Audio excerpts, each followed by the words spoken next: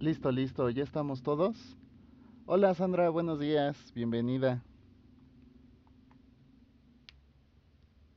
¿Quién más? ¿Quién más? Pues yo creo que ya vamos a empezar. Hay una disculpa por la demora, sí. Este...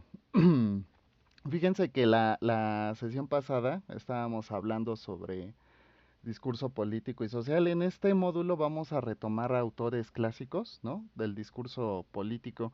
Ya vimos algunos autores, digamos, más contemporáneos, que fue lo que se revisó en la sesión. Vimos a Marx, a Durkheim y a Weber, ¿no? De hecho, empezamos con la construcción socio-religiosa de Weber, ¿no? Y esta obra que él tenía sobre la ética protestante. Revisamos a Marx y finalmente a Durkheim. Creo que un poquito, ¿no? Retomando la semblanza de la sesión pasada, el propósito era que ustedes vieran, ¿no? De qué manera estos autores construían sus discursos con base a la estructura social, es decir, incluso hacíamos un análisis, ay, no, no prendí la cámara, ¿no? Ah, perdón, perdón, perdón, perdón. Ahí está, ahí está. Sí, perfecto. Justo eso, ¿no? Construíamos el argumento sobre cómo los discursos se volvían parte, ¿no? Del análisis de las clases sociales. Esto va a partir, y creo que es por esto importante, ¿no? Revisar los autores clásicos, porque ellos tenían como otro paradigma, precisamente, quizá, ¿no? Yo haciendo como esta reflexión, quizá porque las clases sociales en ese momento no eran tan predominantes como lo que después estereotipó o todos estos arquetipos que nacieron, por ejemplo, después de la revolución industrial, ¿no? Entonces, un poco de esto, ¿no? Es como comparar cómo era el pensamiento político, ¿no? Desde la antigüedad, que sería la época de Platón, hasta la era de la Ilustración con John Locke y Rousseau, ¿no? Entonces, aquí vamos a ver que hay incluso durante el periodo de la Ilustración va a haber ejes que van a terminar siendo más filosóficos sobre la manera de construir, ¿no? Todo lo que, todas estas ideas que van a influir en los discursos políticos actuales. Si en algún momento con Weber, con Marx y con Durkheim lo que estábamos reflexionando era sobre la composición, ¿no? De la realidad a través de las estructuras que se han ido creando y desarrollando en el tiempo, con Platón, San Agustín, y Locke y Rousseau, lo que vamos a ver es que hay un aspecto filosófico que construye al hombre y que va a tener injerencia en cuanto al discurso político. Algunos aspectos van a ser como, algunos temas filosóficos van a ser, por ejemplo, la justicia, la libertad, ¿no? El poder, qué significaba el poder. Para esto, pues son tres sociedades completamente diferentes, o sea, desde la sociedad griega hasta la sociedad de la Ilustración va a haber como tres periodos muy, muy diferentes en los cuales la sociedad se va a poder estructurar y organizar. ¿Alguien tiene algún comentario de la semana pasada? ¿Recuerdan que les dejé una tareita de una imagen de los Simpson? ¿Alguien pudo identificar todos los autores? ¿No? ¿Nadie se anima? Bueno, si nos da tiempo, al final revisamos. A ver, ¿cuáles identificaste, Brian?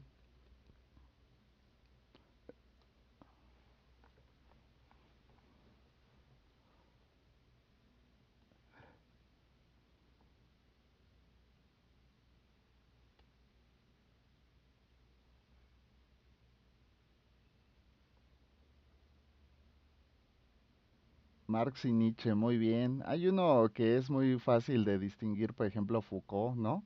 Déjenme ver si tengo todavía la imagen. Yo creo que... Ah, sí, pues compártela, compártela, porque yo la verdad no sé dónde quedó. Tal vez en la presentación de la unidad pasada. Pero sí, pues, sí sabes compartirla, Brian. Adelante.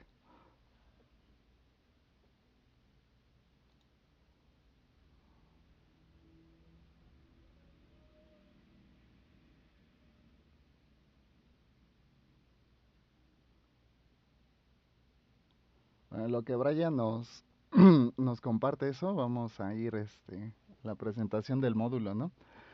Fíjense que justo como hemos platicado, ¿no? El desarrollo de las ideas, esta epistemología sobre el conocimiento humano, ¿no? Se vuelve súper importante. Ah, muy bien, aquí ya lo tiene Brian, ¿no? Según yo, el de la izquierda, el filósofo de la izquierda es Platón, ¿no? Luego tenemos el de lentes, el que no es Bob Patiño, es Foucault, Marx, ¿no? Según yo, el de la esquina inferior izquierda es Chomsky, ¿no? Nietzsche, el bigotón, ¿no? No sé quién sea el que está entre Nietzsche y Chomsky, y tampoco sé muy bien quién sea el de la derecha. ¿Alguien sabe quiénes son? Los que faltan.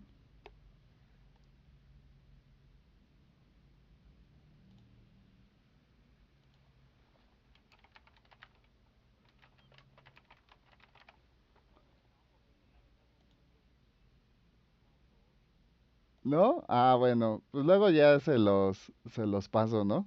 Esta es la portada de un libro que se llama Los Simpson y la filosofía, ¿no? Entonces, me pareció curioso porque se vincula, ¿no? con las pláticas que hemos tenido durante estas dos sesiones, ¿no? Pero bueno. Ahora sí vamos al tema, ¿no? Yo tampoco hice la tarea por lo visto, pero bueno, es un aspecto ahí curioso, ¿no? Mm, entonces les decía, ¿de dónde nacen todas estas ideas, ¿no? ¿Cuál es la construcción, por ejemplo, del discurso actual, ¿no?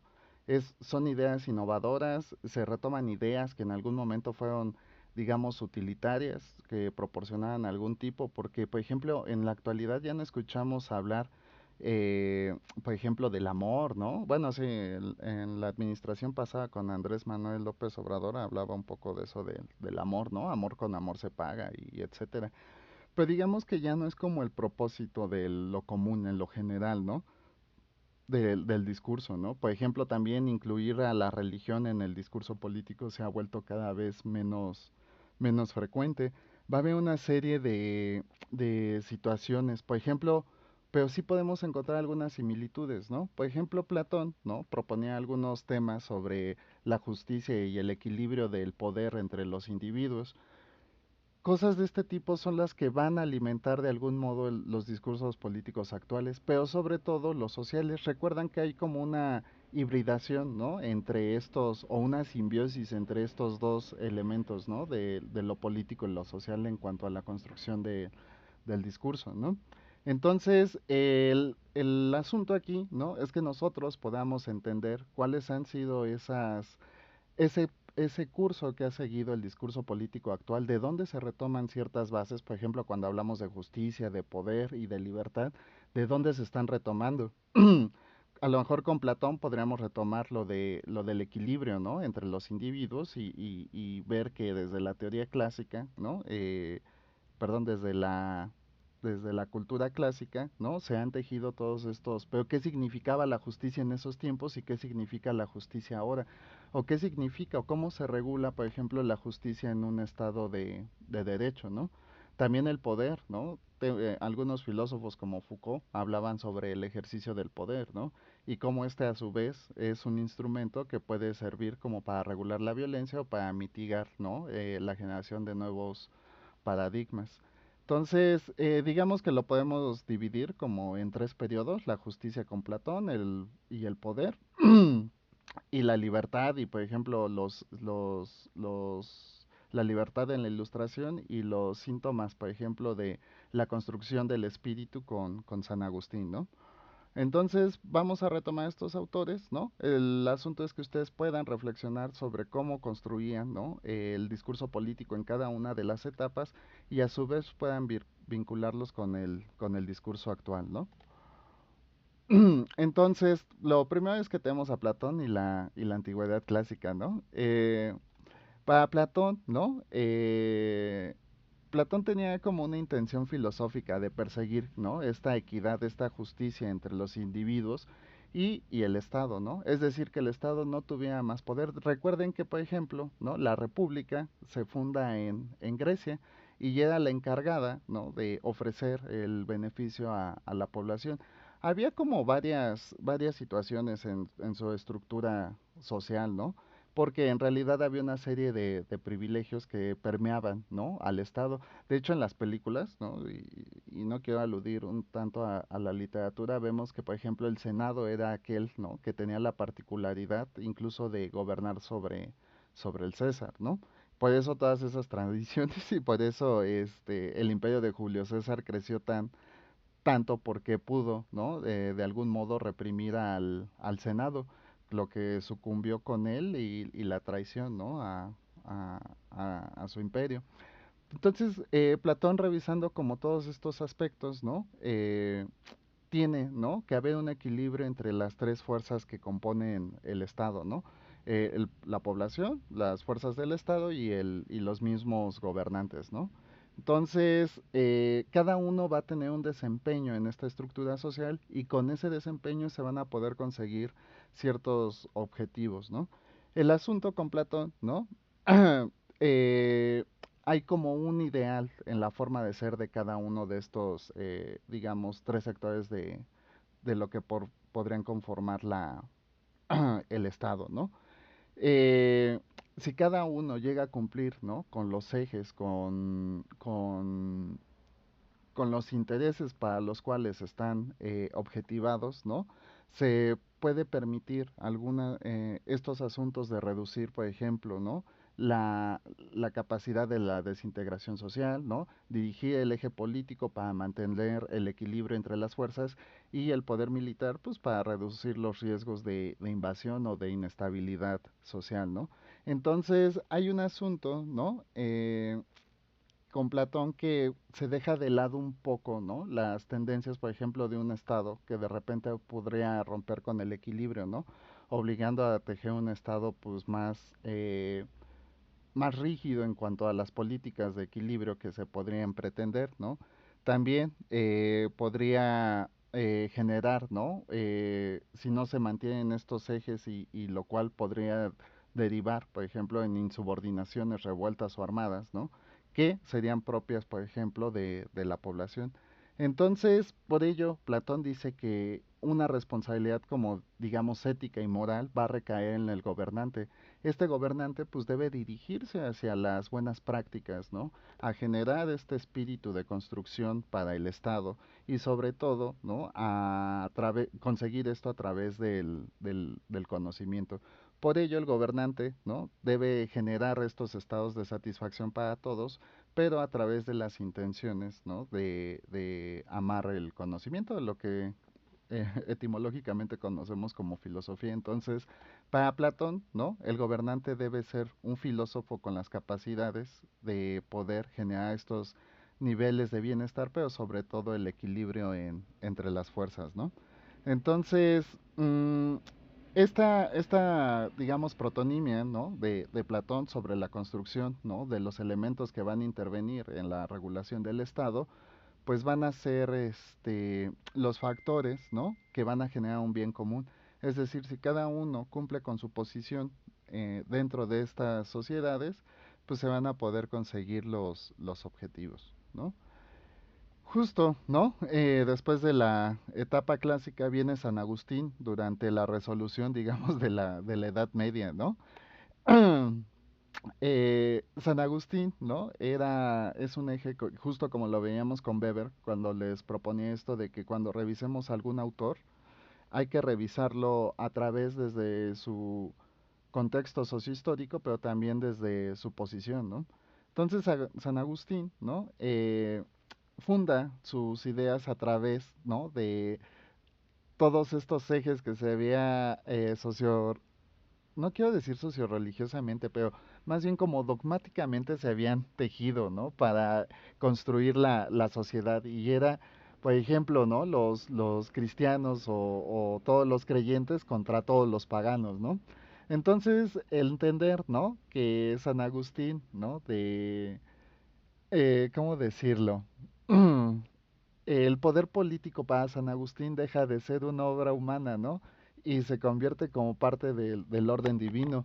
Lo cual pues nos indica, ¿no? Que todos estos sistemas de regulación social van a estar marcados, ¿no? Por todo aquello que la religión permita o considere como correcto o adecuado, ¿no? Entonces, ¿qué va a suceder, no? San Agustín divide a la sociedad en dos partes, ¿no? Lo primero sería en dos comunidades, ¿no? La primera sería todo aquello que es terrenal y lo segundo todo lo que está dictado por la obra de Dios, ¿no? Entonces lo terrenal va a ser algo que digamos que no va a ser aspiracional. ¿Por qué?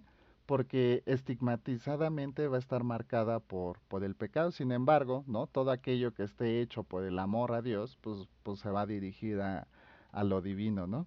Entonces, San Agustín dice que una forma de regular todo esto que se le atribuía, por ejemplo, a lo pagano, a lo terrenal, al pecado, ¿no? Iba a tener que ser regulado por el Estado. Es decir, el Estado no es el encargado, ¿no? El Estado va a resolver estas cosas, ¿no? A través de la violencia. Y lo que va a procurar es siempre mantener el orden, ¿no? Entonces, digamos que se divide en dos cosas para San Agustín ya de manera muy tangible, ¿no? El Estado, ¿no? Va a ser aquel que va a ejercer o a regular la violencia para mantener el orden y la iglesia es aquella que va a guiar, ¿cómo decirlo? Que va a guiar al hombre, ¿no? Para la construcción espiritual, ¿no? Para el ascenso a lo divino, ¿no? Entonces, en lo divino, pues San Agustín hace una serie de atribuciones, ¿no? Va a entender que la justicia, ¿no? El orden, la paz, ¿no? Se va a conseguir bajo la expectativa de lo que se denomina juicio divino, es decir, que todos podrán ser condenados por sus niveles de acción, ¿no? Entonces, hay unos temas dicotómicos, ¿no? Con San Agustín, porque durante esa época, pues tenemos la época de las cruzadas, ¿no? Que eran estas caravanas militares que iban a tejer, conquista, ¿no? Religiosa a otras regiones y se daban unas masacres impresionantes, ¿no? Pero el tema es que San Agustín dice que mientras sea, ¿no? Para la búsqueda de la legítima paz, ¿no? La guerra se justifica en ciertas acciones. Entonces, vemos cómo, ¿no? El argumento de San Agustín está condicionado por valores socioreligiosos de la época, ¿no? Contra la aversión a lo que no se consideraba, digamos, cristiano religioso, sino contra todo, ¿no? Todo el poder del Estado iba a ir encaminado contra todo aquello que no fuera la Iglesia Católica. Entonces, estos tejes, ¿no? Son muy complicados de revisar, ¿no? Por el contexto, porque en realidad no era una posición igualitaria o de homogeneidad para todos, sino un aspecto, ¿no? Que justificaba de algún modo ciertos valores contingentes que estaba tratando de resolver la iglesia, como esta parte que les menciono de las cruzadas, ¿no? Se legitiman, se construyen y en algún momento parecen hasta ser aceptadas. Sin embargo, creo que el argumento, ¿no? Es primero dividir a la sociedad en dos tipos de clases, que aquí me parece que es el aporte, ¿no? Dice Héctor, la justicia como resultado de la armonía en la relación gobierno y pueblo. Exacto, sí, sí, sí, ¿no? Esta armonía, precisamente, pues creo que es lo que nos da como aporte San Agustín, ¿no? Entender a la sociedad a partir de dos ejes fundamentales. Uno, ¿no? Justo como lo está poniendo Héctor, ¿no?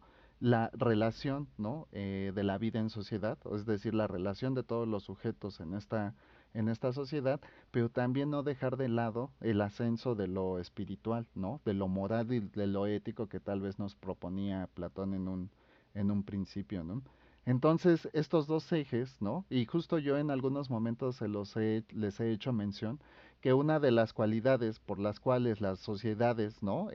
Digamos, no quiero decir básicas, tal vez en estas sociedades menos complejas, ¿no? ¿Qué es lo que regula mucho la violencia entre las personas, ¿no? Los rituales, yo les hacía mención de todo este tipo de cosas, ¿no?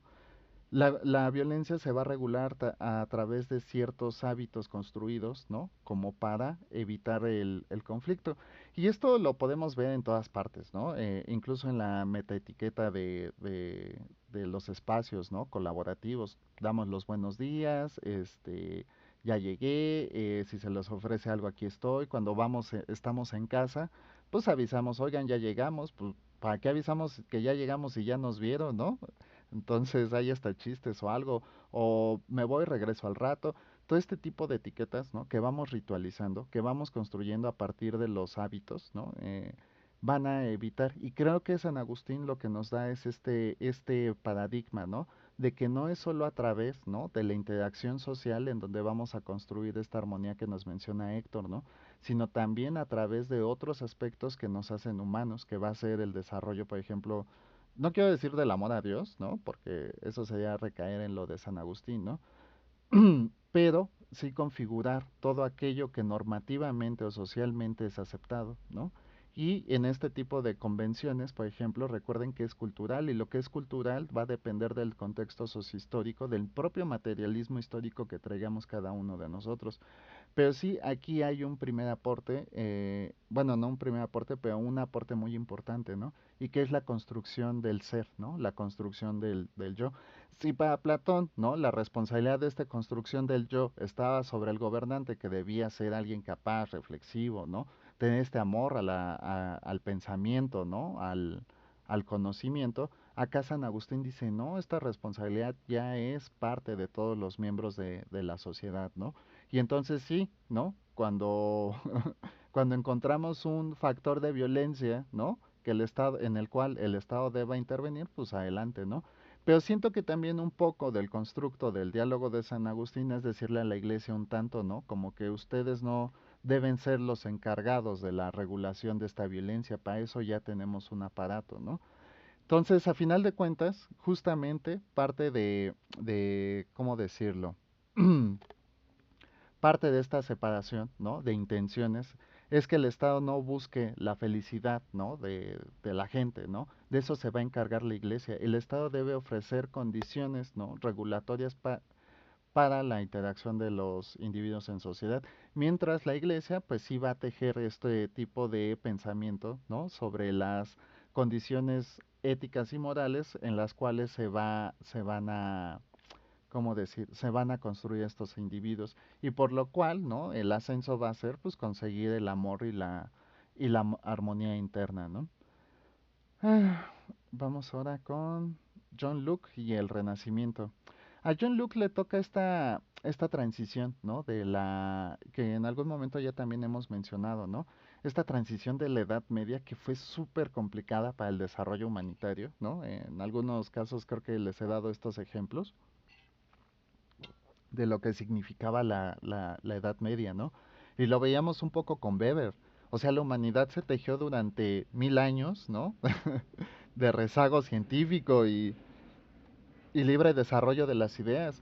La Edad Media empieza, según yo, las fechas, ya saben, las fechas siempre tienen antecedentes y son constructos, pero empieza desde el 450 y tantos, 56, hasta 1450 y tantos, que es el inicio del Renacimiento. Y el Renacimiento surge, ¿no? Porque se retoman estas ideas precisamente, ¿no?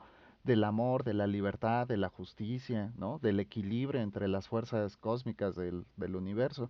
Y esto da inicio como al desarrollo de la espiritualidad, a la representación de la espiritualidad. Muchas de estas obras, ¿no? Van tejidas en torno a cómo el arte puede sublimar al ser humano, ¿no? A John Locke, ¿no? Le toca esta etapa, ¿no? De nuevas ideas, de nuevos alcances, de un poco esta libertad del desarrollo, ¿no? Entonces, él trataba, ¿no? Eh, sí de rescatar, por ejemplo, lo que en algún momento se había propuesto con la República de Platón, con lo de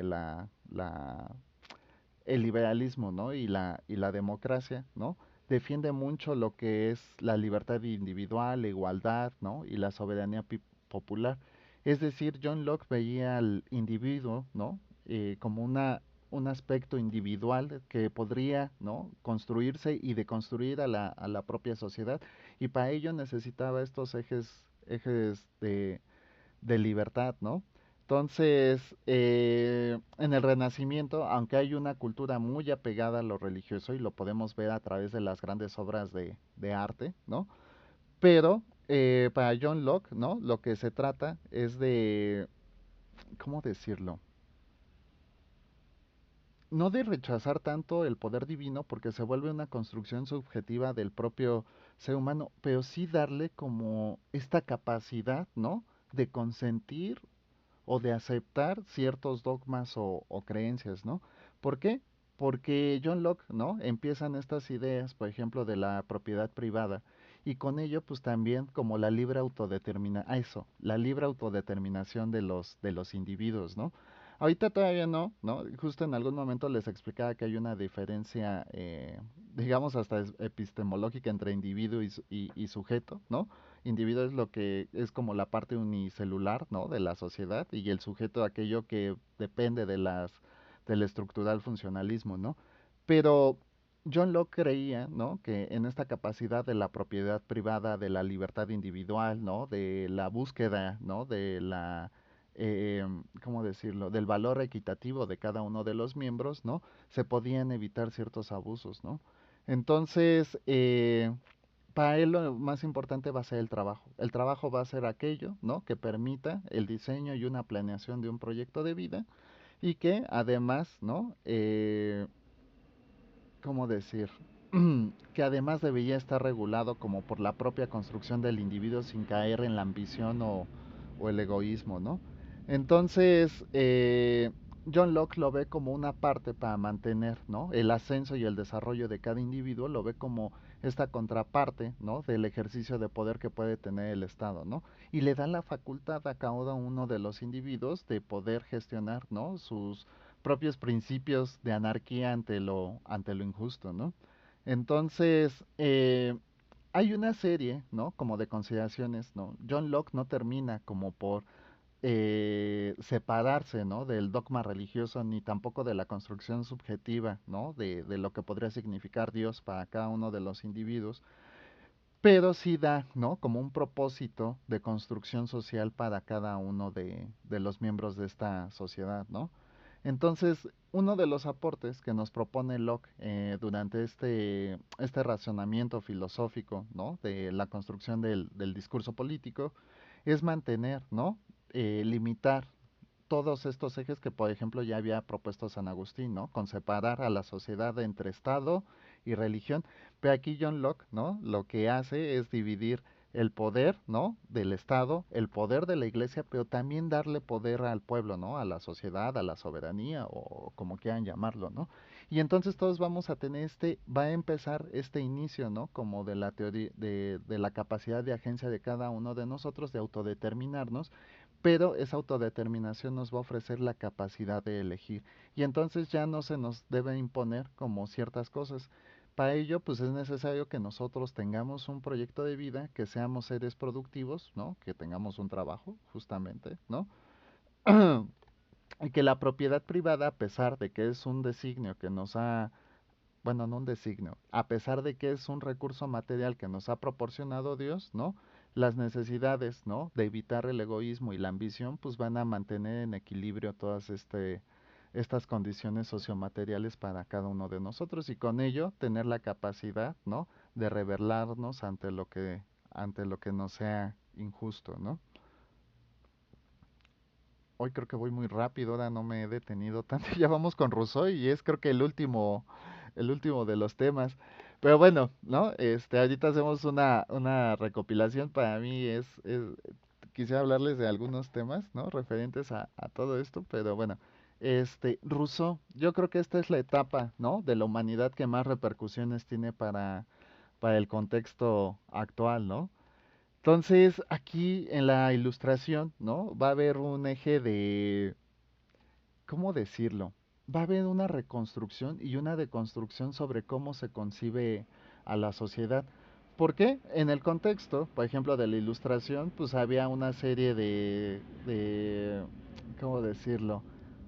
De formas, ¿no? Construidas de los estados-nación. Justo venía, en algún momento hemos hablado, por ejemplo, de lo que significó, ¿no? El mercantilismo para para la legítima construcción de los estados-nación.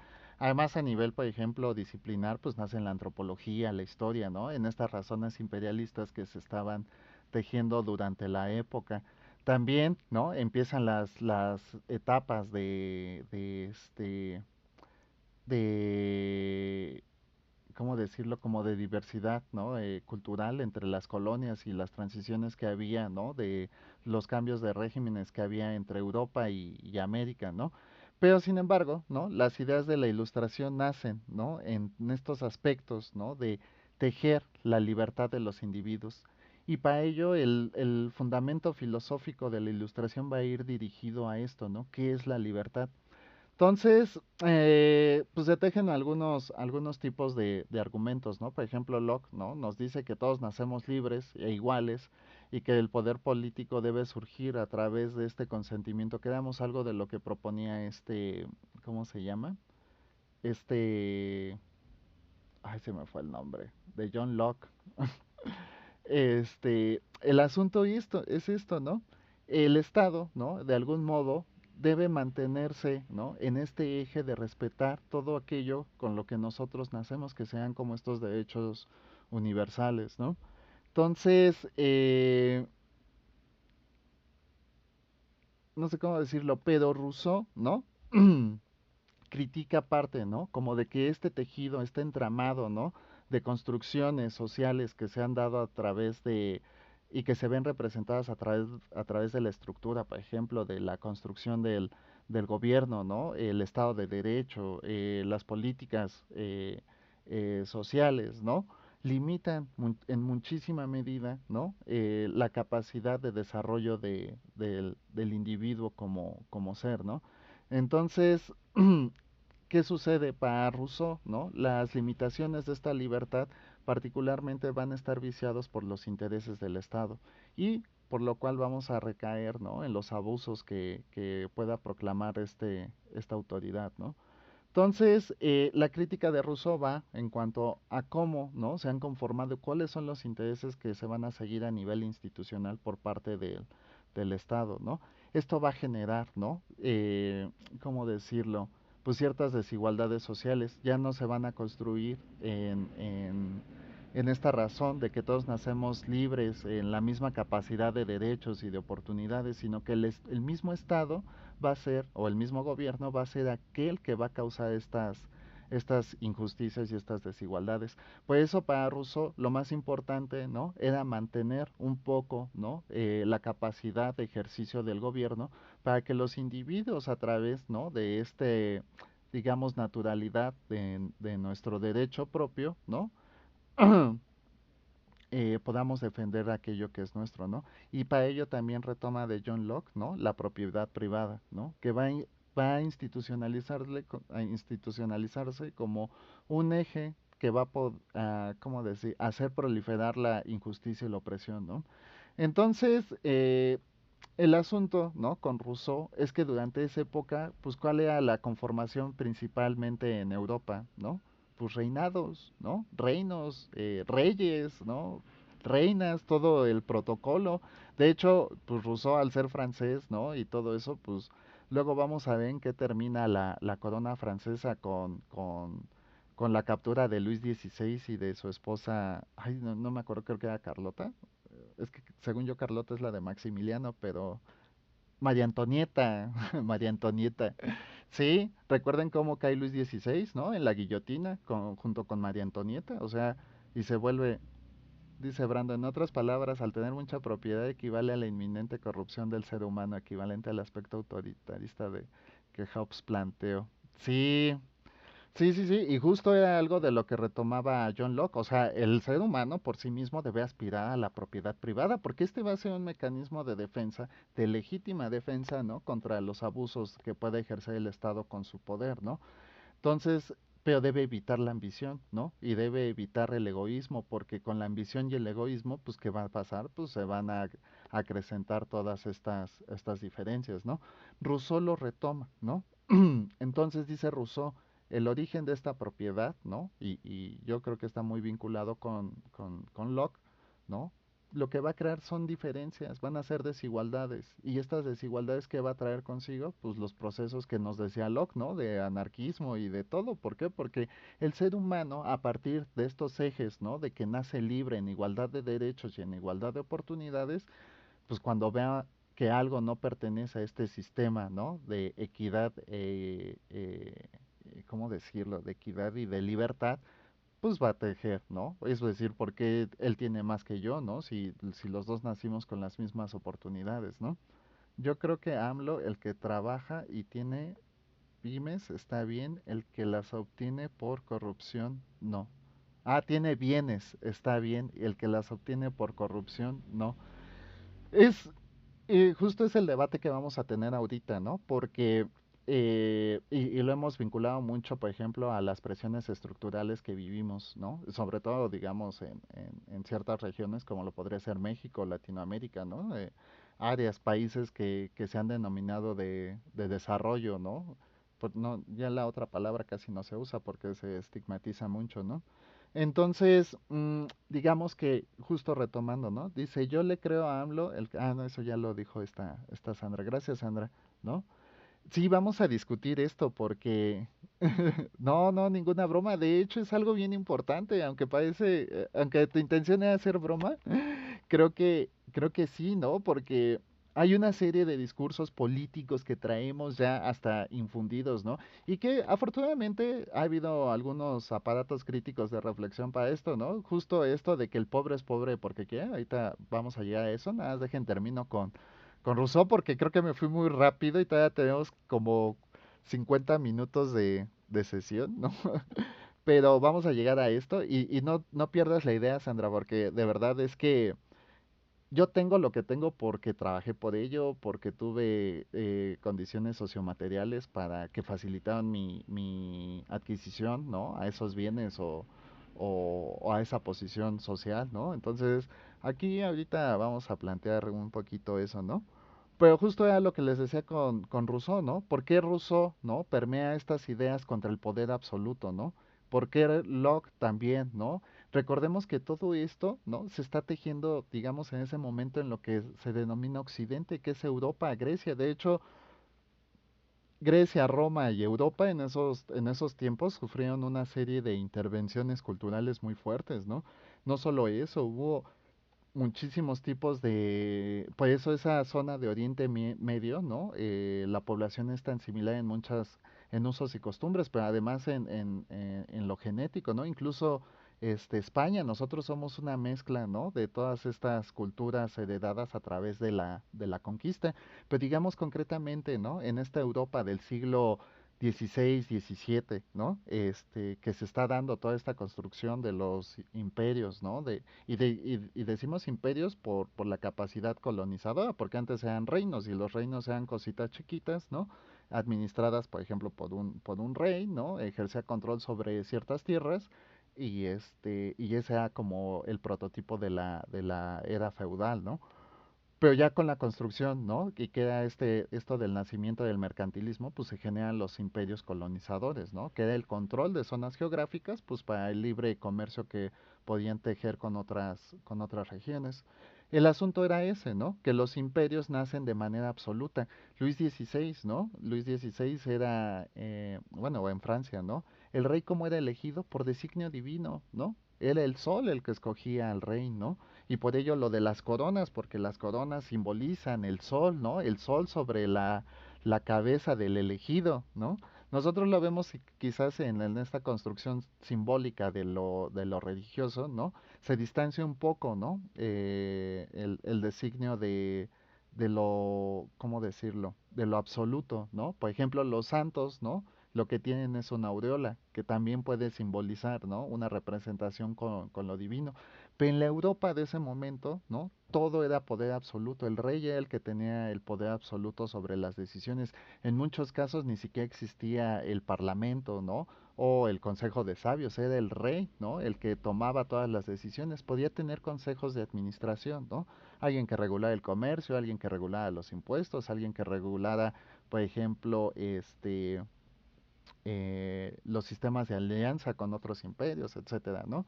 Incluso, ¿no? Lo más cercano a un rey era su consejero, pero en realidad el poder era absoluto para el rey. Por eso, ¿no? Estas afrentas desde John Locke, ¿no? Hasta Rousseau y determinar, ¿no? Que el orden político legítimo va a ser a través, ¿no? De este equilibrio entre fuerzas, ¿no? Del Estado con el pueblo, ¿no?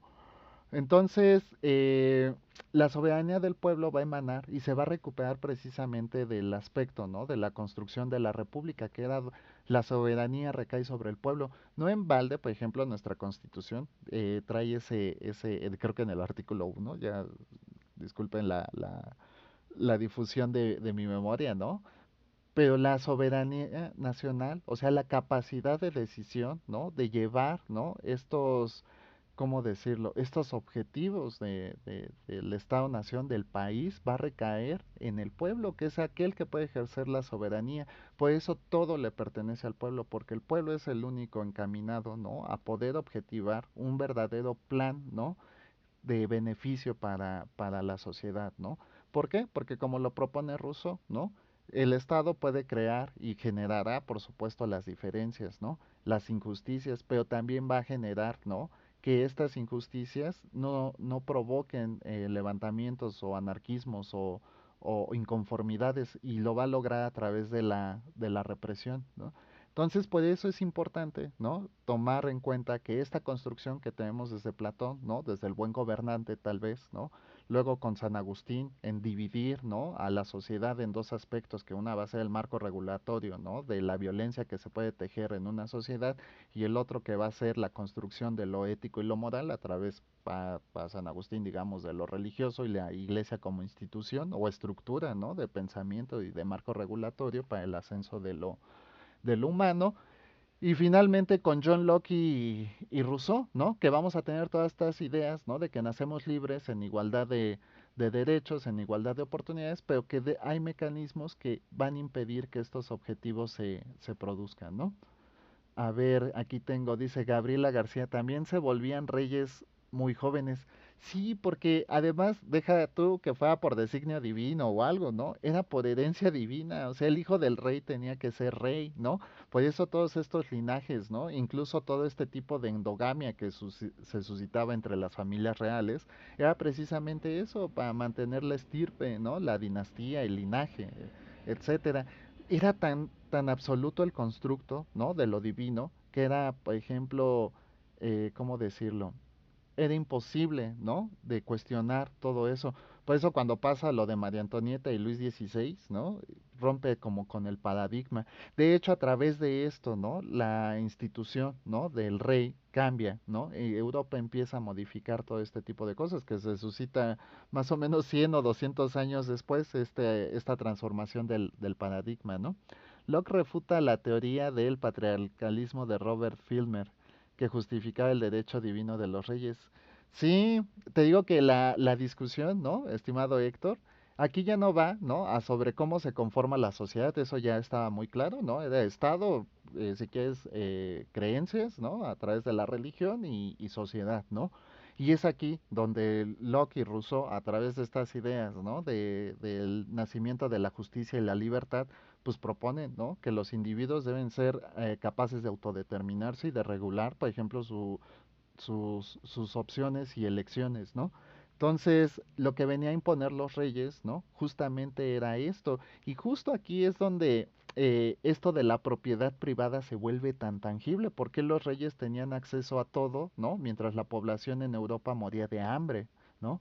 Se habían agotado, por ejemplo, los sistemas feudales en donde el terrateniente era el encargado de la supervivencia y la defensa de los siervos para la protección, ¿no? Mantenimiento, ¿no? De esta propiedad que en ese momento era parte del reino, ¿no? Pero lo que se permitía, ¿no? Es que fuera un sistema de intercambio en el cual a través de la protección, ¿no? Y la concesión de estas tierras, pues se debían pagar impuestos, ¿no? O mantener la cosecha para los intereses del reino. Sin embargo, ¿no? De repente, la Europa de estos tiempos, por todos los despliegues, por ejemplo, colonizadores que habían, se necesitaba una gran cantidad de recursos. ¿Y qué empezó a suscitarse? Que para mantener ejércitos, que para hacer barcos, para todas estas, ¿cómo se dicen? Todas estas diligencias que se hacían en el intercambio de bienes o de recursos, ¿no? Pues se necesitaban, por ejemplo, ejércitos y todo. Entonces la Europa de estos momentos empieza a vivir una serie, ¿no? De transformaciones. ¿Por qué? Porque necesitaban formularse, ¿no? Todos estos recursos para mantener todas estas expediciones o toda esta defensa de los territorios nuevos colonizados. Entonces, ¿en dónde recaía todo esto? Pues a través, por ejemplo, del cobro de impuestos. Entonces, eran estas condiciones, ¿no? Que quiero que entiendan para que se presentaran como esta versión hacia el poder absoluto, ¿no? Y a tratar de regular el equilibrio entre fuerzas, ¿no?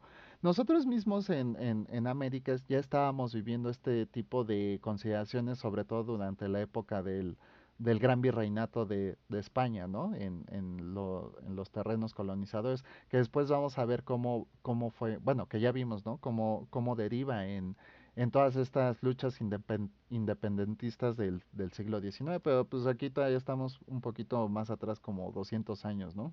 100 años al menos, ¿no? Entonces, toda esta construcción de paradigmas, de ideas, ¿no?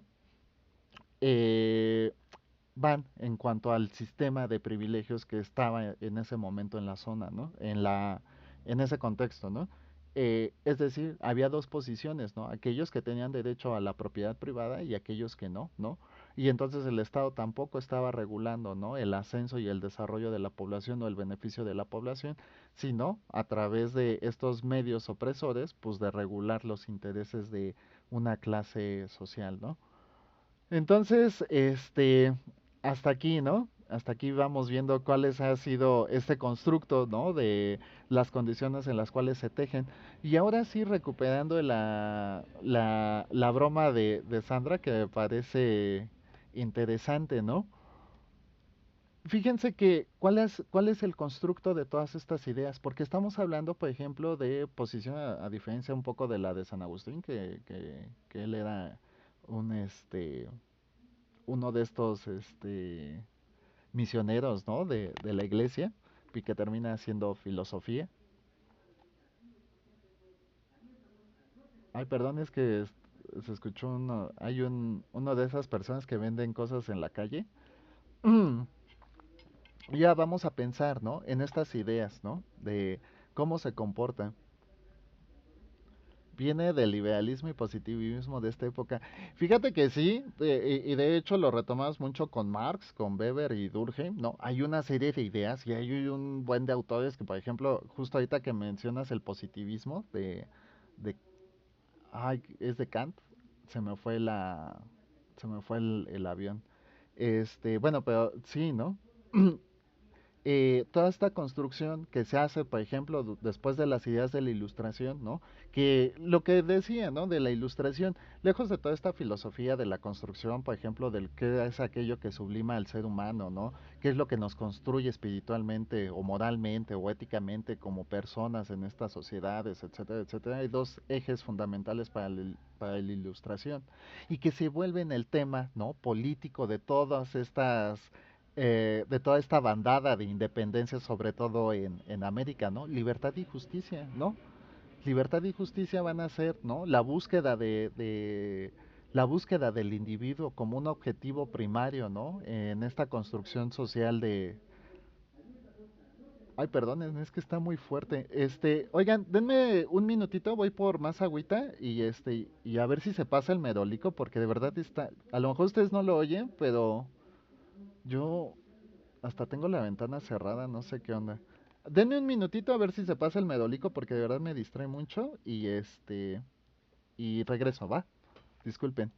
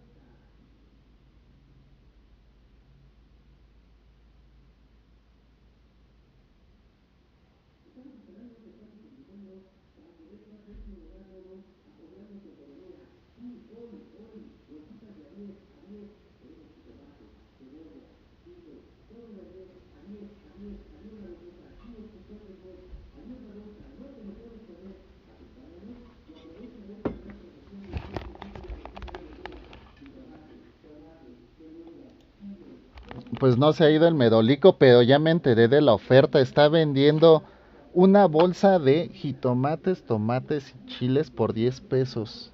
Yo digo, wow, que si no estuviera en sesión ya hubiera ido por un par de bolsitas. Entonces, fíjense, ¿no? Vamos a retomar este aspecto de la libertad, porque el tema de Sandra y sobre cómo...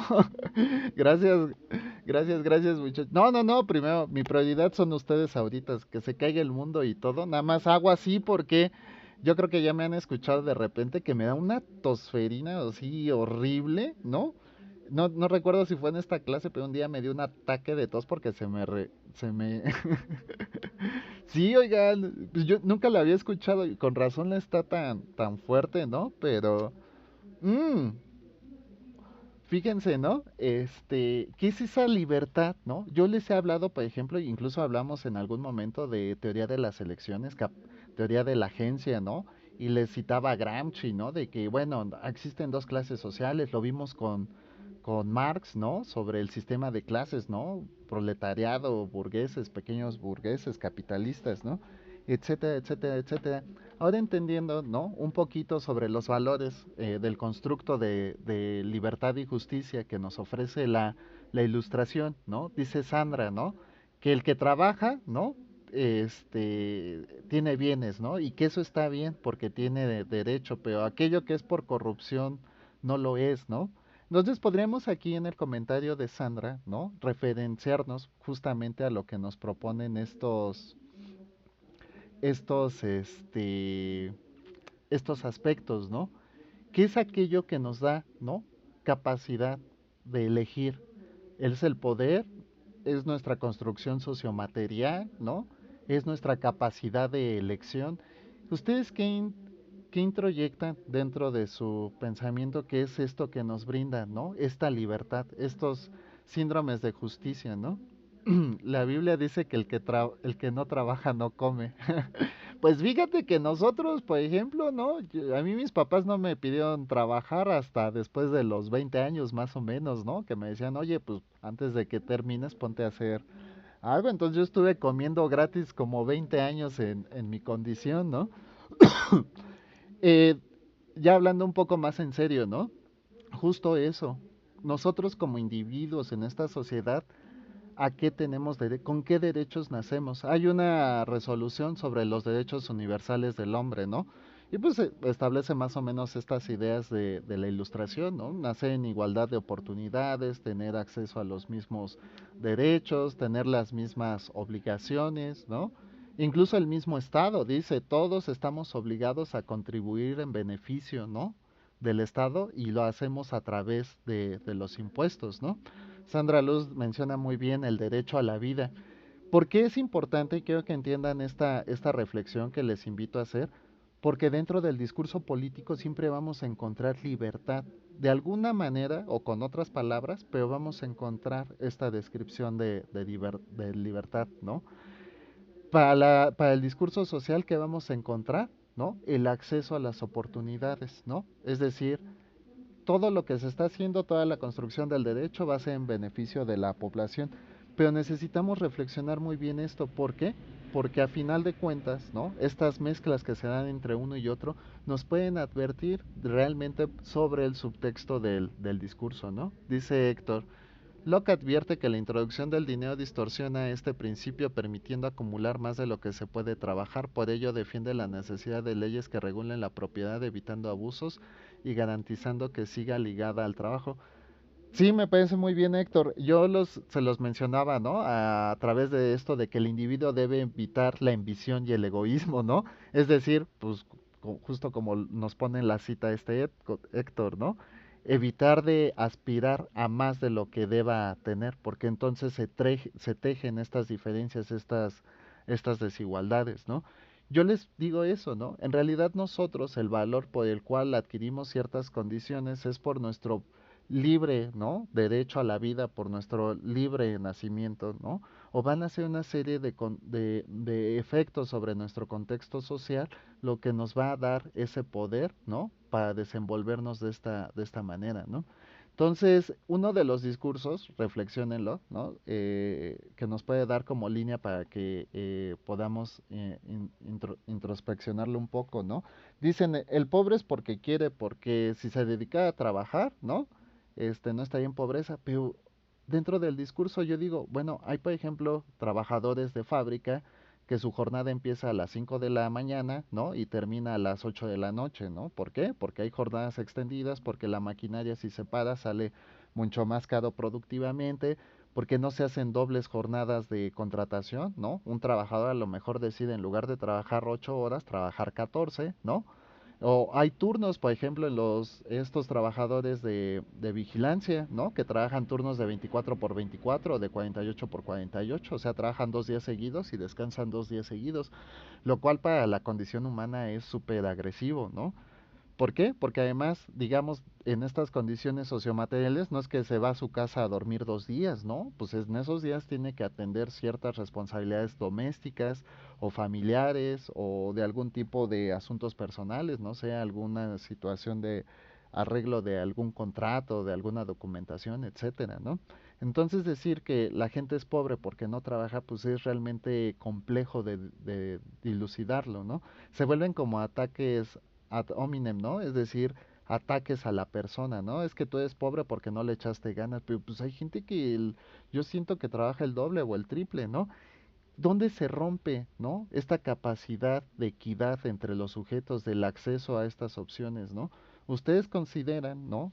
¿Por qué el entorno, el contexto actual se vuelve tan injusto para unos? ¿Por qué algunos pueden acceder como a una mayor cantidad de bienes y servicios con menor esfuerzo? Que es precisamente cómo se tejen estas posiciones estructurales de la sociedad, ¿no? Parte de lo que veíamos, ¿no? De las estructuras sociales que permeaban, por ejemplo, en la Europa del siglo XVI o XVII, con estas ideas que les digo que combatían Locke y Rousseau contra el poder absoluto.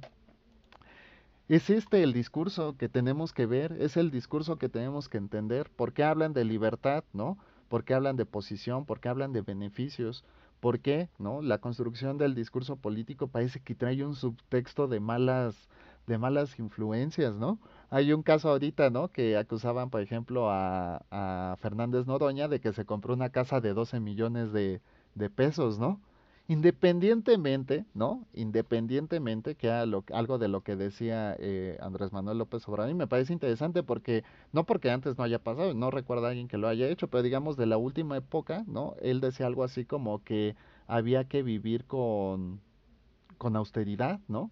Que, que el servicio público no es para hacerse rico, ni para traer coches, ni nada, ¿no?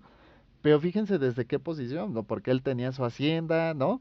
Es austeridad franciscana, exacto, ¿no? Con la justa medianita, exacto, exacto. Lo que proponía Locke, ¿no? ¿No se dan cuenta que es lo mismo que proponía Locke? Evitar la ambición y el egoísmo, ¿no? Y lo retomó López Obrador durante toda su administración para describir, por ejemplo, este tipo de injusticias, ¿no? Porque no está mal que alguien se compre una casa de 12 millones de pesos, justo como lo proponía Sandra, ¿no? Con su broma que de verdad no era broma, sí merece estas reflexiones, ¿no? Y yo era justo de lo que les quería hablar, porque creo que es muy importante que en este contexto podamos revisar ese tipo de construcciones del presente, ¿no? Entonces, López Obrador retoma todas estas ideas y lo retoma además de modelos más contemporáneos, pero ahorita hablando de este tema, pues son las ideas de Rousseau y de Locke, ¿no? La austeridad, el evitar la ambición, incluso cuando él llega dijo algo, o sea, sí, hay corrupción y todo. Lo que hizo esta gente fue robar y todo, y no está bien, por supuesto, pero lo que hacían ya era inmoral, o sea, eran miles de millones de pesos, ¿no? Hay una serie de condiciones, ¿no? De la corrupción que afectan, por supuesto, a los proyectos de bienestar social, que fue el caso de Rosario Robles, que la acusaron de robarse 5.000 millones no, yo no recuerdo si de dólares se me haría muchísimo, pero digamos de pesos, ¿no? Que eran para los proyectos de asistencia social para el desarrollo, para evitar la pobreza, ¿no? Y entonces, ¿no? era demasiado. Entonces dice Obrador, sí, sí había corrupción, pues que esto pues, ya era algo fuera de lo normal. Entonces estamos recuperando como estas ideas de Rousseau y de Locke contra el poder absoluto, ¿no? ¿Cómo nosotros, ¿no? Nos vemos afectados por todo este tipo de situaciones? ¿Cuál es la construcción del discurso político, ¿no? Porque, por ejemplo, pues yo les hablaba en algún momento, ¿no? De cómo es el sistema partidista en nuestro país y tenemos la izquierda, la derecha, el centro, pero ahora hay tantas modernidades porque ahora parece que izquierda y derecha, justo en el Pacto por México, que es a través del cual Peña Nieto hace todo este tipo de reformas estructurales que hizo, juntar un sistema de partidos, ¿no? En un solo partido que se denominó de manera simbólica Pacto por México. Entonces se juntó la izquierda, la derecha y el centro, ¿no? Y pues tejieron todos los ejes para las reformas estructurales de Peña Nieto, ¿no? ¿Y cuál era la intención? El pacto por México, o sea, el pacto por la gente, el pacto por la soberanía nacional que radica en los individuos, pero en realidad no fue así, ¿no? El discurso político era que todo era en beneficio y justo se los decía, ¿no? Peña Nieto dijo que las reformas estructurales nos iban a ayudar y entonces mezcló mucho el discurso político porque también eran tiempos de campaña, ¿no? En el 16 estaban digamos, las intersemestrales de la política, ¿no? Los periodos de elección, ¿no? De interperio, y estaba en juego, por ejemplo, la Cámara y todo esto, ¿no? Entonces, ¿qué sale a decir Peña Nieto? Que pues hay que apretarnos el cinturón. Pues yo les aseguro, ¿no? Que la clase política en esos momentos no tenía ningún síndrome de apretarse el cinturón. Eso iba para la sociedad en común, para evitar, ¿no? Y regular la violencia que pudieran suscitarse a través de este tipo de injusticias que se estaba haciendo, porque en realidad, ¿no? Lejos de que se beneficiara a la clase política, lo que se estaba beneficiando eran los intereses de algunos particulares, ¿no? Cosas que han pasado incluso en las administraciones de López Obrador y todo, ¿no? A ver, dice Sandra, hay una regulación en la sociedad y el pueblo, exacto. Justo ayer Gerardo Fernández Noroña dio a conocer un discurso de Ricardo Anaya lleno de recursos retóricos. Ay, sí, lo de Anaya también es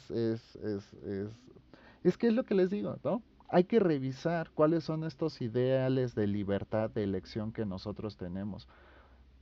Eh, yo creo que es importante, ¿no?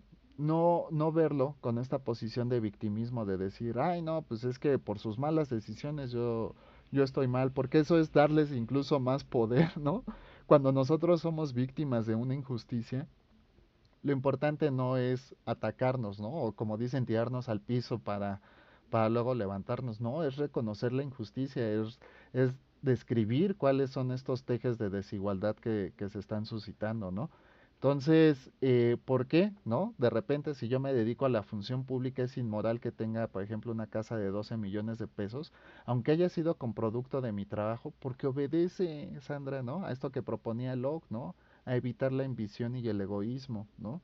Porque la función pública no está hecha para el ascenso de esto. Incluso, ¿no? Durante ciertos periodos históricos, la relación del poder se ha tenido que ir acotando, ¿no?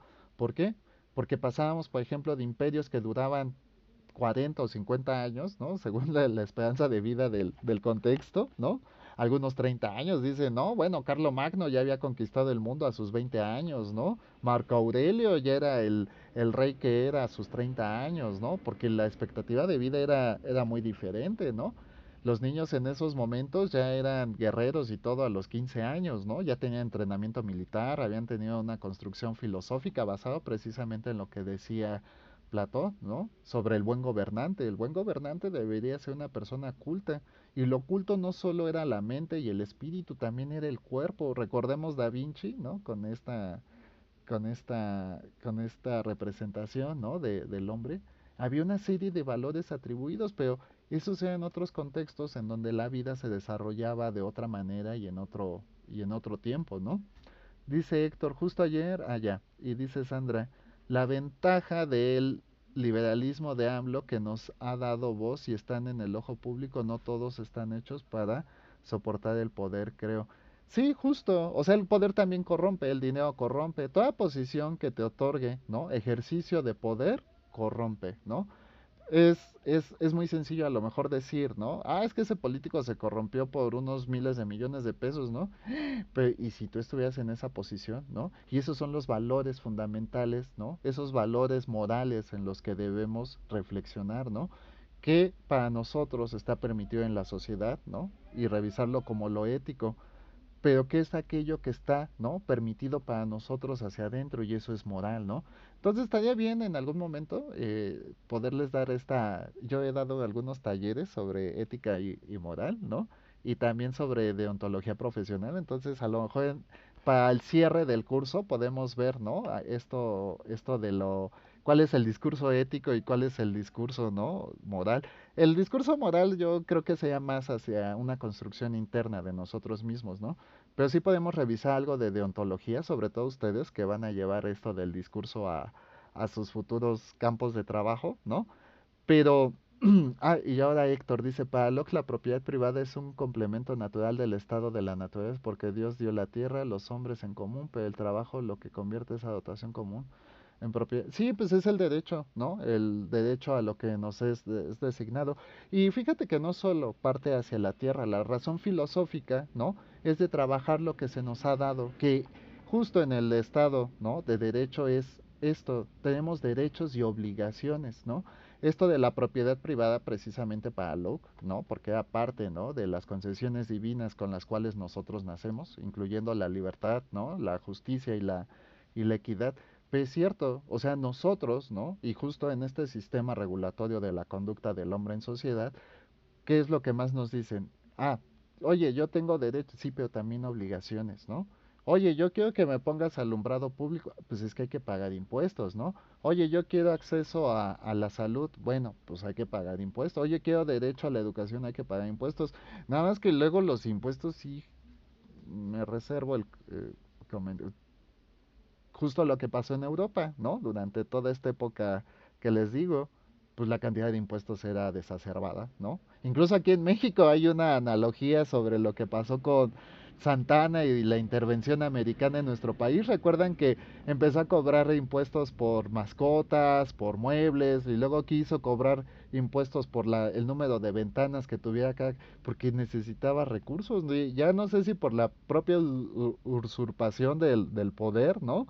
O en una legítima, en un legítimo beneficio de desarmar y desalmar al pueblo, ¿no? Porque en realidad se volvió una actitud depredadora.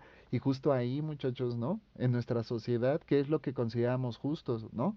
Porque yo, por ejemplo, pago impuestos, pero no tengo alumbrado público en la calle, ¿no? Pago impuestos y a lo mejor mi educación es deficiente, ¿no? Yo pago impuestos y entonces aquí va este acto regulatorio, ¿no? Que nos proponía incluso desde San Agustín, ¿no? Que el Estado sea el encargado de regular estas condiciones de vida, ¿no? Por eso no es el que más trabaja tiene derecho a comprar más cosas, porque nuestra sociedad, nuestro contexto actual no funciona así. Y son consideraciones que el discurso político nos introyecta de manera poco reflexiva, ¿no? Dice, ah, pues es que va a haber empleo para todos, pero ¿qué tipo de empleo, no? O sea, pues a mí no me molesta, ¿no? Que ir a trabajar, por ejemplo, no sé, de limpieza a un lugar, ¿no? Si no tengo otra posibilidad de empleo, ¿no? Pero debería el gobierno ofrecer capacidad de empleo para todas las personas acorde a sus habilidades y competencias, ¿no? Porque de lo contrario entonces está coartando nuestra libre elección de un desarrollo, por ejemplo, profesional, ¿no? Ahora, yo no me quise profesionalizar ni nada, bueno, pero dame condiciones para evitar un empleo precario, porque me voy a trabajar de limpieza a algún lugar y no me estás ofreciendo seguro, no me estás ofreciendo estabilidad porque mis contratos son determinados. Y, por ejemplo, eso fue una de las brutalidades de la reforma de la reforma a la Ley Federal del Trabajo de Peña Nieto, que ya ni siquiera eran contratos determinados por 3 meses, eran contratos determinados por 28 días y te podían despedir en cualquier momento y ya no de manera presencial, sino de manera escrita, digital o electrónica. O sea, era una serie, entonces sí, ok, me va a tocar hacer este tipo de empleos porque mi mercado de trabajo está saturado, pero dame las condiciones mínimas, ¿no? Para mi adecuado desarrollo como individuo en nuestra sociedad, ¿no? Entonces se dan cuenta, ¿no? Cómo nosotros como sociedad muchas veces tenemos limitados todos esos tipos de ascenso, ¿no? ¿Por qué las condiciones sociomateriales de algunos son tan diametralmente diferentes a otras, ¿no? Entonces hablaban, por ejemplo, en estos modelos de producción japonesa que a mí me encantan estudiarlos porque ofrecen una serie de paradigmas sobre lo ideal y sobre lo que no se puede replicar en otra región del mundo. Justo le platicaba a sus compañeritos de modernidades latinoamericanas, ¿no? Eso, ¿no? Porque ciertos modelos productivos no se pueden adaptar a otras regiones, ¿no? Por una serie de efectos culturales precisamente, ¿no? Pero ¿por qué, no? En el sistema japonés, por ejemplo, en una empresa decían, ¿no? Que el trabajador que menos gana y el que más gana no puede haber una diferencia de más de 7 niveles del salario, ¿no? Y aquí en México eso no existe, no hay ningún criterio ni lineamiento, ¿no? Entonces hay una serie, ¿no? Como dice Sandra, de efectos basados en la corrupción que impiden también el desarrollo del proyecto de país que nosotros como población quisiéramos. Pero ¿por qué si nosotros tenemos libre, ¿no? Libre elección de elegir nuestro sistema, nuestros representantes, ¿no? De integrarnos a ciertas ideologías políticas? ¿Por qué si vivimos en esta aparente, ¿no? Libertad democrática, ¿no? No se han podido tejer ni se han podido solventar todas esas carencias que nuestra sociedad lleva construyendo desde hace tiempo? Incluso, ¿no? Independientemente de la simulación de elección democrática que propuso el PRI, ¿no? Durante 74 años, no me acuerdo, pero son tres partidos, es el PNR, el PMR, ¿no? Del 26 el PNR, luego vino el partido de la Revolución Mexicana, el PRM, creo, y luego el PRI en el 36, pero son 74 años de dictadura, de elecciones simuladas, ¿no? Se acabó, ¿no? En el 2000 con la transición al gobierno de Vicente Fox se acabó. Y justo era uno de los aspectos que platicaba como, con sus compañeritos, nosotros, ¿no? No solo como país, sino como región, sino hablando de Latinoamérica, porque pues ya es modernidades latinoamericanas, ¿por qué no se ha podido transformar, ¿no? ¿Por qué no se han podido cumplir con los objetivos, ¿no? De construcción de un Estado? Sí hemos cambiado de sistema político, hemos cambiado de sistema financiero, hemos cambiado de estrategias políticas, de estrategias sociales. ¿Por qué, no? ¿Qué es aquello que nos sigue permeando, no? En este sistema de desigualdad, de construcción de desigualdades sociales, ¿no? Es el efecto político, son los intereses, es nuestra propia idiosincrasia hacia las ideas que tenemos del bienestar común, ¿no? Hay que revisarlo, justo lo que proponía Durkheim, ¿no? Con esto de la solidaridad mecánica y la solidaridad orgánica. Estamos como en esta solidaridad orgánica en donde sí todos cumplimos una función en lo social, ¿no? Pero parece que todos de manera aislada, ¿no? Estos intereses particulares se han vuelto tan particulares, ¿no? Incluso irrumpiendo, por ejemplo, en el núcleo familiar, en donde muchas veces tratamos como de emular otro tipo de sociedades, ¿no? Era algo que platicaba el peje, ¿no? Pues, por ejemplo, ¿por qué Estados Unidos tiene ciertos problemas sociales, ¿no? Y nosotros no los tenemos, ¿no? Pues tenemos otro tipo de afiliación y vínculo, ¿no? En el núcleo social, que sería la familia en este caso, ¿no? Pero ¿por qué? Ustedes cuestionense por qué, ¿no? A través del discurso político, por qué a través del discurso social no hemos encontrado una manera realmente de resolver todas estas circunstancias que agravan precisamente el sistema precario social en el que estamos insertos, ¿no? Dice Sandra, ayer vi un video de un español. Ah, perdón un poquito. Así cada persona, hoy es que son varios. Ética y moral, profe, sí. Ah, por lo de la clase de ética y moral, ¿no? Y luego dice Héctor, así cada persona. Sí, Sandra, con mucho gusto, ojalá. Y si no agendamos una, ¿no? Tal vez hasta para periodo intersemestral pueda darles algún taller de esto. También uno que podría darles es el uso ético en el uso de tecnologías, por ejemplo, todo esto de inteligencia artificial o algo, porque sí puede ser bueno y por qué no puede ser bueno, qué es permitido y qué no, pero me encantaría diseñarles un taller de esas características, ¿no? Dice Héctor, así cada persona puede apropiarse de aquello que trabaje y utilice sin excedentes. Sí, en realidad vamos como a sociedades más simples, Héctor, ¿no? Justo en algún momento les hablaba algo eh, de estas sociedades tribales, de estas sociedades autóctonas, ¿no? Con estos ejes de cosmovisión, a lo que Durkheim llamaría sociedades simples, ¿no? O se, pues ellos disponen de lo que les propicia el ambiente, pero de manera autorregulada, ¿no? Porque saben que en el momento que ellos consuman más de lo que les da el entorno, pues se van a agotar los recursos, ¿no? Y por lo tanto su supervivencia va a estar condicionada a todo ello, ¿no? Entonces sí, justo aquí va un poco, ¿no? Como de este uso consciente de los recursos, por eso, ¿no? No es hacerse rico por hacerse rico. Recuerden un poco de la propuesta de Marx con el comunismo, ¿no? Pues la desaparición del Estado, ¿no? Una autorregulación de los recursos, ¿no? Para el beneficio de todos y que todos tengamos acceso a los mismos recursos, que aquí no se atienda, ¿no? Como las necesidades utópicas, ¿no? De lo que propone la economía clásica, sino realmente las necesidades de asistencia y supervivencia, ¿no? Pero sí, uno de los propósitos, por ejemplo, que propone, que nos da Marx con el comunismo, pues es la desaparición del Estado, porque ya no va a ser necesario. El nivel de conciencia de los individuos, pues va a ser tan equilibrado y equitativo que nadie va a aspirar a más de lo que necesita, ¿no? Sandra, pero ¿por qué nunca se ha podido llevar a cabo esa de la utopía social, vivir plenamente y en bienestar? Pues justo, lo primero pues sería considerar las cualidades tan aleatorias de la construcción del hombre, ¿no?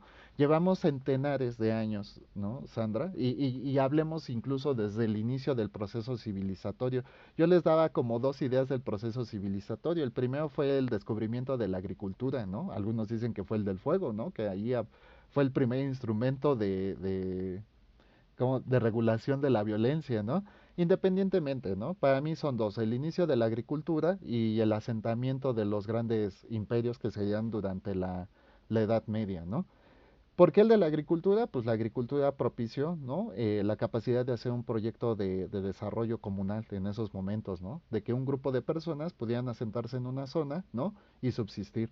Y el segundo va en cuanto al desarrollo, por ejemplo, de las etiquetas, ¿no? Del desarrollo civil, ¿no? De las personas, es decir, ya del desarrollo interpersonal entre sujetos, ¿no? Y esto pues se da, por ejemplo, y justo creo que sí fue aquí, me parece que sí, ¿no? Que les hablaba que uno de los principales actos de regulación de la violencia eran los grandes banquetes. Después de que un imperio colonizaba a otro, se organizaba un gran banquete, ¿no? O cuando se tejía una alianza de vínculo familiar, por ejemplo, con el casamiento de dos herederos al trono para tejer un sistema de alianza y juntar dos imperios en uno, pues se hacía un gran banquete, ¿no? Y entonces, ¿cómo se reguló la violencia? A través de los arminículos para el consumo del banquete, porque antes pues, se comía con las manos y todo y bla, bla, bla, ¿no? Pero el primer asunto de desarrollo civilizatorio de la etiqueta social fue el uso de arminículos para los alimentos, ¿no? La cuchara simbolizaba el escudo, ¿no? El cuchillo la espada, el tenedor la barda, ¿no? Entonces, estos símbolos de construcción, por ejemplo, ¿no? De regulación de la violencia, pues se empezaron a suscitar. Y esto que por eso insisto tanto, porque soy además antropólogo, ¿no? Los rituales van a ser los encaminados, ¿no? A regular la violencia.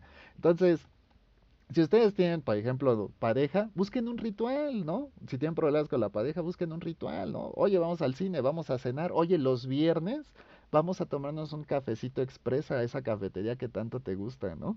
Si tienen problemas con la familia, oigan, los sábados vamos a hacer sábados de Monopoly, ¿no? O vamos a hacer sábados de películas, ¿no? Y yo hago las palomitas y tú te traes los refrescos y tú rentas la película, ¿no? El ritual va a regular mucho de esta violencia y este es uno de los efectos que para mí se vuelven importantísimos en el proceso civilizatorio de la sociedad, ¿no?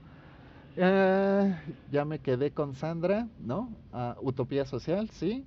Ayer vi un video de un español que quebró en China porque quería implementar su negocio con visión occidental. Los chinos no están acostumbrados a descansar 2 días a la semana, culturalmente lo ven como flojera. Fíjate que yo revisé un par de entrevistas porque justo vi un video, ¿no? Bueno, primero los modelos productivos, busquen esto del modelo toyotista y su instrumentación en América Latina y por qué fracasó, ¿no? Y si no, yo les busco, si a alguien le interesa la lectura adecuada para esto, pero los modelos productivos, ¿no? Que funcionan en una región no se pueden instrumentar, digamos, ya ni siquiera de manera similar, son como de construcciones o adaptaciones a otras cosas, ¿no? ¿Por qué? Por ejemplo, el toyotismo en Japón, de manera muy rápida, porque ya se nos acabó el tiempo, lo que buscaba es que se cumplieran los objetivos de producción con los estándares de calidad que buscaba la Toyota en ese momento. Traen las armadoras a América Latina y no funciona, ¿no? ¿Por qué? Porque el código, ¿no? De honor construido en las estructuras sociales japonesas, pues absorbe muchísimo del tiempo de los japoneses. Cuando llega aquí a América Latina, por una serie de regulaciones y normativas, no se podría replicar de la misma manera, ¿no? Además, independientemente de los costos logísticos, por ejemplo, ¿no? Para la capacitación y desarrollo de personal eran súper complicados, porque si se estropeaba una de las máquinas, tenían que traer un especialista de Japón y ayudarles a resolver, y a pesar de las capacitaciones o algo, ¿no? Era muy complicado, por ejemplo, de repente, ¿no? Entonces, muchas de estas cosas, por ejemplo, que en Japón funcionaban de manera, digamos, sistemática y orgánica, acá se dificultaba mucho. ¿Por qué? Porque las vicisitudes en el camino eran mucho más complejas de resolver. Entonces vemos dos efectos, ¿no? Lo práctico, ¿no? Y lo cultural. Y esos fueron dos problemas por los cuales el toyotismo no se pudo replicar de la misma manera que se hizo en Japón. Y esto sucede en todas partes. Todo insumo, ¿no? Social va a estar determinado por un eje paradigmático que sobre todo va a tener que ver con la cultura, ¿no? Pues es súper complicado hablar de todo esto. Yo escuchaba que los chinos, ¿no? No tienen como un contrato de jornada laboral, ¿no? Tienen un contrato como por trabajo cumplido, es decir, por trabajo a destajo. ¿Qué es lo que veíamos como en maquilas, ¿no? Oye, yo hago 30 piezas de esto, ¿no? Te pago lo de tu semana y órale, ¿no? Entonces yo escuchaba que un chino hablaba sobre la jornada laboral y sí, no en todos los empleos, pero digamos que en muchísimos empleos sí se da de este tipo de trabajo, que es el trabajo a destajo. Produces tanto, ¿no? Y te vas a descansar, ¿no? Y a ver, ahora Héctor, ¿no? Contra la libertad y lo que admite la disolución del Estado cuando éste viola su finalidad, por ejemplo, si altera el poder legislativo, abandona el poder ejecutivo o atenta contra la libertad del pueblo, tienen derecho a la resistencia y la revolución, algo que también acabamos de vivir actualmente con la transformación. Exacto, y lo revisábamos en algún punto ¿se acuerdan con Durkheim? Yo les decía eso, ¿no? Cuando lo normal, ¿no? Cuando la mayoría de la población termina siendo la anomia, entonces tenemos un valor de entender que lo que está mal no es la sociedad, sino la anomia se ha vuelto el Estado. ¿Y qué nos da derecho a eso? Pues a la anarquía, ¿no? A ir contra lo establecido, a buscar el cambio, ¿no? A liberarnos de la estructura o a deconstruir la estructura en beneficio propio, porque la anomia no debe ser algo que se reproduzca de manera sintética en cada uno de los miembros de la sociedad, ¿no? En cada uno de los sujetos de esta sociedad, sino debe ser, ¿no? Otra consideración, y en este caso, pues lo que postulas con lo de Locke es bastante ejemplificador, ¿no? Y Uriel y Brandon, justamente esta dinámica del manejo del poder me recuerda a la película La Ley de Herodes, sobre un político que empieza justo, pero termina igual de corrupto. No, y además hay un mito urbano, ¿no? De que en realidad es una construcción sociohistórica, ¿no? De estas tres películas, que es que La Ley de Herodes, luego la de El Infierno, y ya hay otra más, la de Un Mundo Feliz o algo así creo que se llama, ¿no? Dicen que en realidad Luis Estrada las diseñó como de esta manera, no se ha legitimado, pero la verdad, si la vemos desde esa perspectiva, hasta parece lógico, ¿no? Sí, sí ha habido una construcción. Bueno, muchachos, ya más o menos terminamos con esto, pero revisen esta reflexión que les propongo, ¿no? Sobre la libertad, el acceso a las oportunidades, nuestros derechos y obligaciones, y cuáles son estos, por qué este teje paradigmático de que el Estado no ha podido resolver, ¿no? Las situaciones de precariedad que persisten en nuestra estructura social. O sea, ¿qué es lo que está pasando, ¿no?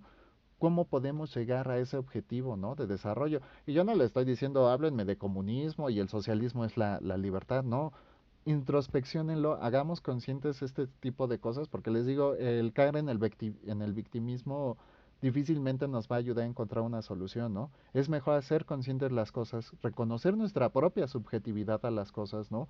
Y a través de ese análisis dar una interpretación de lo que nosotros ya en el discurso, ¿no? Recuerden que el conocimiento es producto, ¿no? De, de la convivencia del hombre en sociedad. El conocimiento solo se puede dar a través de nosotros con otros, ¿no? También les he mencionado la alteridad, reconocernos en los otros para construirnos a nosotros mismos. Y esto les va a dar un eje de reflexión sobre por qué, ¿no? Mucho del discurso político es utópico, como lo mencionaba Sandra, ¿no? ¿Por qué las realidades a las que aspiramos se terminan haciendo utopías? Y una utopía es algo que es inalcanzable, ¿no? Entonces reflexionemos sobre esto y cómo hacer esta realidad que nos gustaría tener de manera no utópica, ¿no? Sino de manera concreta y real. Pues si no hay más, ya les doy las gracias, muchachos. Discúlpenme, tomé unos minutitos más, pero creo que al final, pues estuvo interesante esta clase. Espero les haya gustado. Y si tienen alguna duda o comentario, pues con mucho gusto pueden escribirme. Si requieren alguna sugerencia de este tipo de cosas que tuvimos, les puedo recomendar algún material complementario para que lo revisemos. Pero sobre todo hagan esta tarea de reflexionar, ¿no? Sobre cuáles son los objetivos, por ejemplo, del valor político ahora, de la capacidad de Estado para ofrecernos un estado de bienestar, ¿no? Entonces les agradezco mucho su atención y su puntualidad, ¿vale? Cuídense mucho, échenle muchas ganas. Ahí voy avanzando en sus retros, no se apuren, ¿no? Los estoy leyendo lo más concreto posible para, en caso de que detecte algo, pues que lo podamos corregir desde una vez, ¿no? Ténganme un poquito de paciencia y échenle muchas ganas, vamos bien, ¿no? Cuídense y les doy las gracias nuevamente. Hasta luego. Gracias, Brandon. Cuídate mucho y atiende esas áreas de oportunidad, por favor.